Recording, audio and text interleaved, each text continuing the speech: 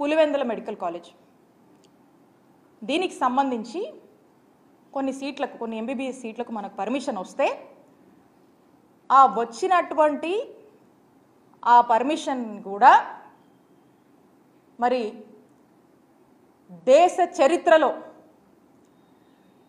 ఏ రాష్ట్రం కూడా చేయనటువంటి దుస్సాహసం ఈ కూటమి ప్రభుత్వం చేసి రిటర్న్లో మాకు ఈ మెడికల్ కాలేజ్ వద్దు అని లెటర్ రాసినటువంటి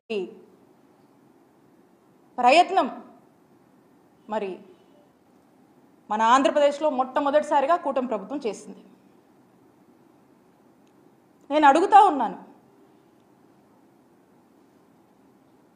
ఒక మెడికల్ కాలేజ్ తేవాలంటేనే ఎంత కష్టమో, 100 ఏళ్లకే 11 మెడికల్ కాలేజ్ మనకు ఉన్నటువంటి చరిత్ర మనకు ఉంటే మరి 5 సంవత్సరాల కాలంలో 17 గవర్నమెంట్ మెడికల్ కాలేజ్ తీసుకురావాలనేటువంటి ఒక గొప్ప సంకల్పం జగన్మోహన్ రెడ్డి గారు చేస్తే దాంట్లో 5 సంవత్సరాల్లో 5 మెడికల్ కాలేజ్ తీసుకొచ్చి ఈ సంవత్సరం 5 అందుబాటులోకి రావాల్సినటువంటి పరిస్థితి ఉండగా వచ్చే సంవత్సరానికి 7 కాలేజీలు మళ్ళీ అందుబాటులోకి రావాల్సినటువంటి పరిస్థితి ఉండగా మరి వచ్చినటువంటి ఒక కాలేజ్కి వద్దు అని చెప్పి మీరు రిటర్న్లో లెటర్ రాశారంటే దీన్ని ఏమనుకోవాలి?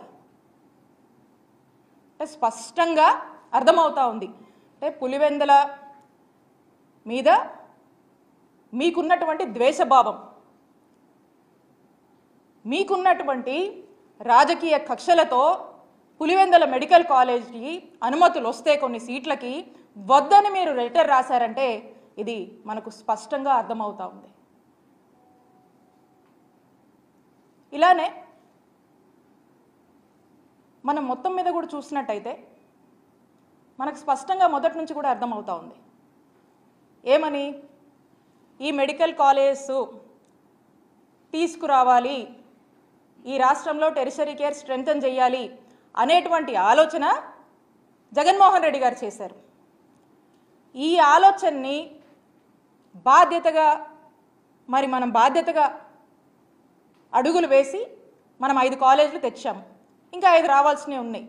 దీని మీద ఇప్పుడు కూటమి ప్రభుత్వము వాళ్ళు బాధ్యత తీసుకొని దీన్ని ఓన్ చేసుకొని ఈ రాష్ట్రంలో ఉన్నటువంటి ఎంతోమంది మెడికల్ ఎడ్యుకేషన్ చదవాలనుకున్నటువంటి విద్యార్థుల యొక్క ఆలోచనని, విద్యార్థుల యొక్క ఆశయాల్ని ఈరోజు కేవలం జగన్మోహన్ రెడ్డి గారికే ఇవన్నీ మనం అమలు చేస్తే పేరు వస్తుందనే దానికోసము ఈరోజు వాళ్ళ ఆశయాలను బలి చేస్తూ ఈ కూటమి ప్రభుత్వం అడుగులు ముందుకు వేస్తుందని తెలియజేస్తున్నాను.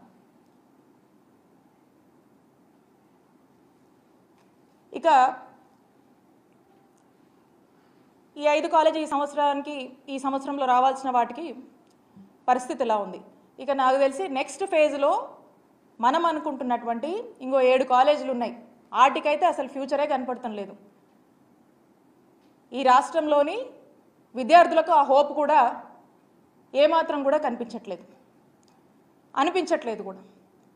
ఎందుకంటే లీస్ట్ ఇర్రెస్పాన్సిబిలిటీ వాళ్ళ యొక్క బాధ్యత నుంచి వాళ్ళు తప్పించుకుంటున్నారు అనేది మనకు స్పష్టమవుతా ఉంది. దీని మీద ఒక క్లారిటీ ఇస్తే, దీని మీద ఎక్స్ప్లెనేషన్ ఇస్తే చర్చ జరుగుతుంది.